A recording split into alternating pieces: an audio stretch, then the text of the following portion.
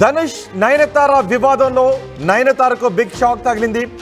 నయనతారపై ధనుష్ చేసిన కాపీరైట్ దావాను తిరస్కరించాలి అంటూ Netflix India హైకోర్టులో పిటిషన్ మూవ్ చేసింది. ఆ పిటిషన్ను మద్రాస్ హైకోర్టు కొట్టివేసింది.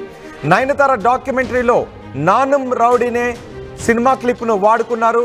ఆ 3 సెకండ్ల క్లిప్ను వాడుకున్నారు. అందులో నానుం రౌడీనే సినిమా నుంచి 3 సెకండ్ల క్లిప్ను వాడుకున్నారు. అందులో నయనతార నటించిన సినిమాది.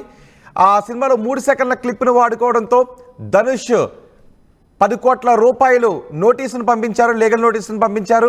అనధికారికంగా ఆ క్లిప్ను ఈ డాక్యుమెంటరీలో వాడుకున్నారు అంటూ నయనతార 10 కోట్ల రూపాయలు చెల్లించాలి అంటూ నోటీసులు పంపించారు. ఆ నోటీసులు పంపించడంతో ధనుష్పై నయనతార ఆగ్రహాన్ని వ్యక్తం చేశారు. నయనతార భర్త దర్శకుడు విఘ్నేష్ సైతం ధనుష్పై కీలక వ్యాఖ్యలు చేశారు. ద్వేషాన్ని కాదు, ప్రేమను పంచండి, కనీసం మీరంటే పడి చచ్చిపోయే అమాయక అభిమానుల కోసమైనా మీరు మారాలని కోరుకుంటున్నామంటూ ఆయన అప్పట్లో ఒక ట్వీట్ చేశారు. ఆ తర్వాత ఆ ట్వీట్ని కూడా డిలీట్ చేశారు.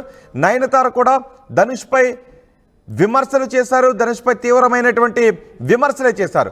అయితే ఆ దావాను తిరస్కరించాలంటూ పంపించిన లీగల్ నోటీసులను పై ఆదేశాలు జారీ చేయాలి అంటూ హైకోర్టును ఆశ్రయించారు. కానీ హైకోర్టు మాత్రం నెట్ఫ్లిక్స్ వేసిన పిటిషన్ను కొట్టివేసింది. దీంతో ధనుష్ 10 కోట్ల రూపాయలు డిమాండ్ చేయడానికి, లీగల్గా డిమాండ్ చేయడానికి అవకాశం ఏర్పడింది.